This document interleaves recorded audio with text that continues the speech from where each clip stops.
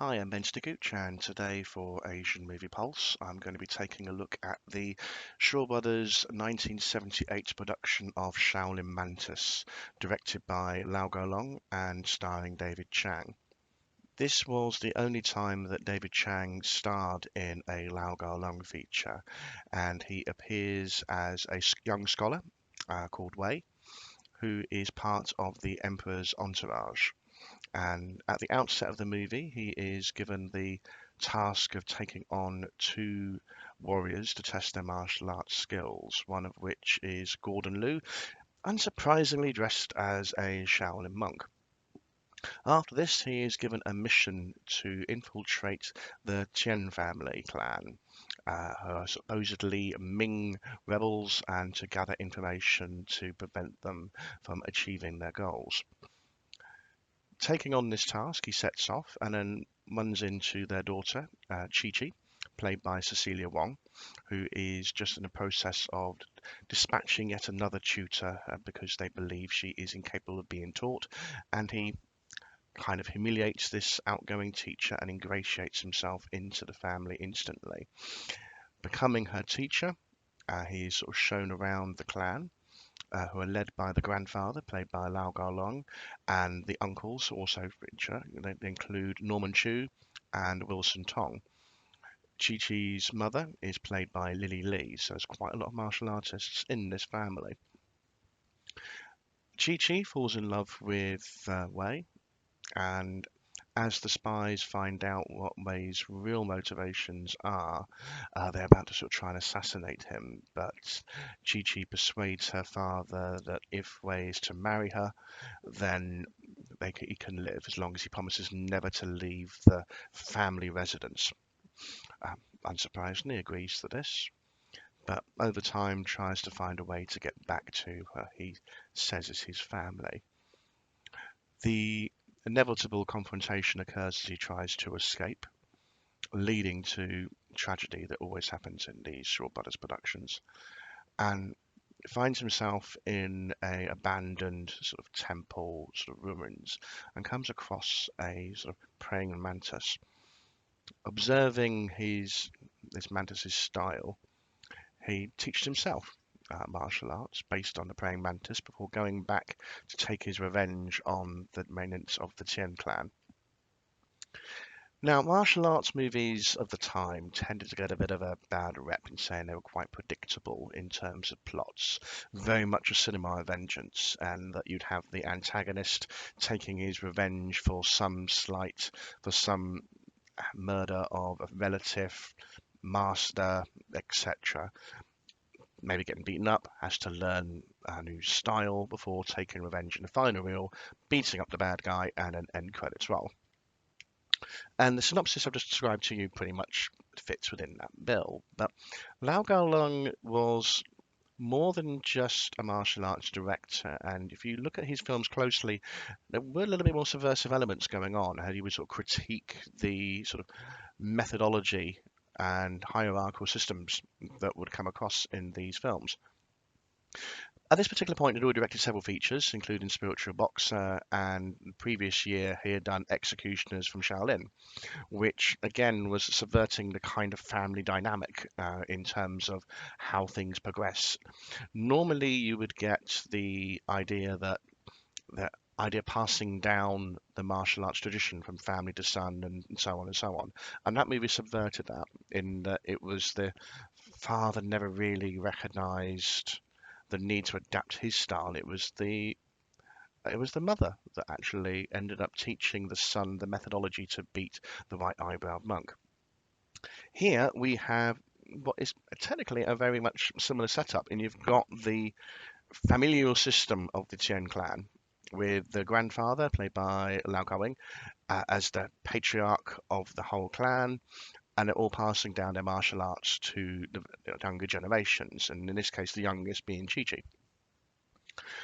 But the idea is kind of subverted somewhat in that potentially these are the bad guys here, and by keeping Chi-Chi constrained and also doing it in such a way when he marries into the family, it actually ultimately leads to their destruction. But this is not the only other kind of subversion that's going on. And David Chang was, in terms of characters, usually the more mischievous rogue kind of persona that he would see a lot of the time in the Chang-Chi movies. And so casting him here was quite a clever piece of work. Because watch what actually happens in this movie a lot more closely. We have two layers going on. You've got the surface layer, which I've described in the previous synopsis, which could pretty much match most martial arts movies. It sounds quite traditional. But watch from the very beginning. He is tasked with taking on these two warriors from the outside to test their skills. And so you're already seeing the more cerebral aspects of the character. He ingratiates himself into the family. He marries the patriarch's granddaughter to stay within that family and also to save himself.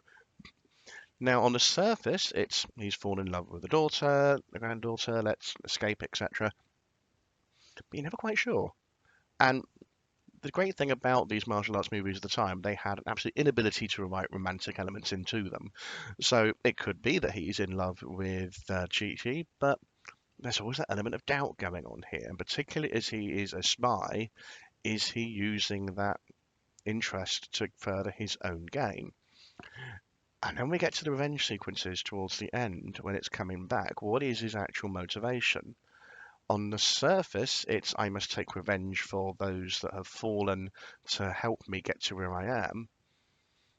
But there's a very strong interest in that medallion he wants to get back, and that's very much highlighted during the course of this. So you're never quite sure what his actual goal is here, and it makes it a little bit more interesting. Chi-Chi, as played by Cecilia Wong, is another in the line of traditional martial arts archetypes. And you would get a lot of the time with the female characters the idea of the female knight that is skilled in martial arts but doesn't have the emotional maturity at this particular point in their lives to be able to, in a film sense, actually to be the lead. They always have to be rescued by the male figure at the end. And her character is something you would see later explored more by Kara Hui in the Lau Kar-leung movies in Lady is the Boss and My Young Auntie. But it's again a emotionally immature but very skilled fighter. And her actions are the ones that really sort of drive the sort of middle act going along.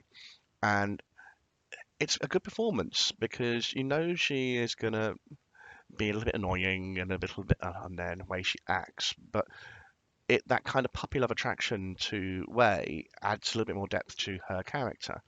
And again, also in this movie, we get two very strong female characters because her mother is played by Shaw Brothers legend that is Lily Lee, who was also the mother in Executions from Shaolin. And she is the more pragmatic, sensible member of the Tien family, looking for the best interests of her daughter, but recognizing that actually the actions that they are dictating may actually drive her away.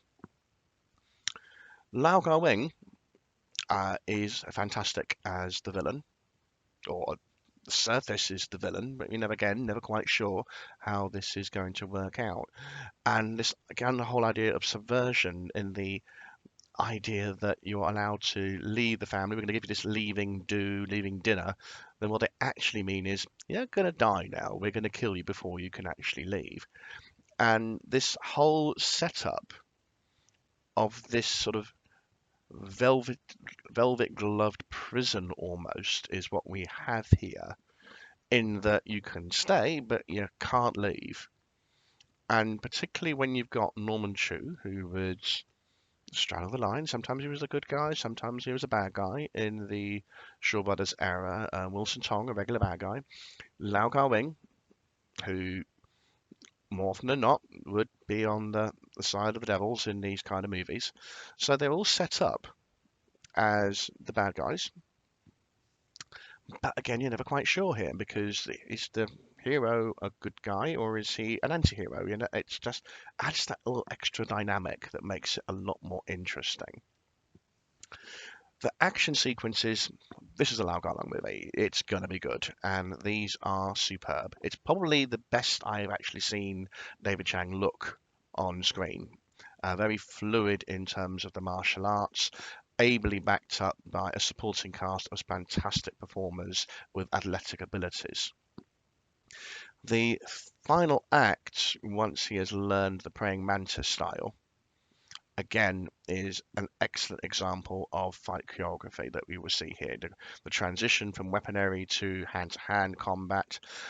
In particular, there's a wonderful use in the final duel of lanterns that sort of silhouette the background, so making it um, a much more intriguing look, almost like when you see those sort of cartoonish kind of things going on. It looks fantastic. Almost feels like it's a send-up of a Chang-Chi movie with some of the blood and guts being used, but only in the background. You can't actually see what's going on.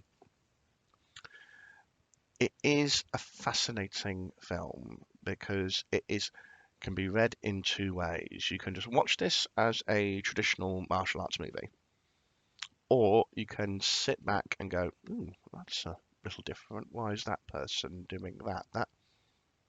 Should that be happening right now?" Which just adds a little bit more. There's a little more psychology going on than what we're used to. And then when you get to the finale, which I will not spoil for anybody, it does kind of make you reevaluate what you have been watching for the preceding 90 minutes. And given this is 1978 and at a time when psychology and more in-depth plotting is not something you traditionally see in a martial arts movie, that is incredibly refreshing. So, as a film, I can thoroughly recommend it. As a progression in the work of Lau Kar-leung, it is absolutely superb. And in the same year, we would then get 36 Chamber of Shaolin, and then we then move on to Martial Club, Eight Diagram Pole Fighter. This man was one of the best directors in the industry at this particular time, both in terms of some of the concepts that sort of come through in his work, but also in the action choreography. Because it came out in the same year as 36 Chamber of Shaolin, it kind of probably just falls back a little bit in terms of how people remember it, and probably doesn't get as regarded as much as some of Lau Kar-leung's other work, more notable features. But if you have a spare 90 minutes or so, then definitely check this one out. You will not be disappointed.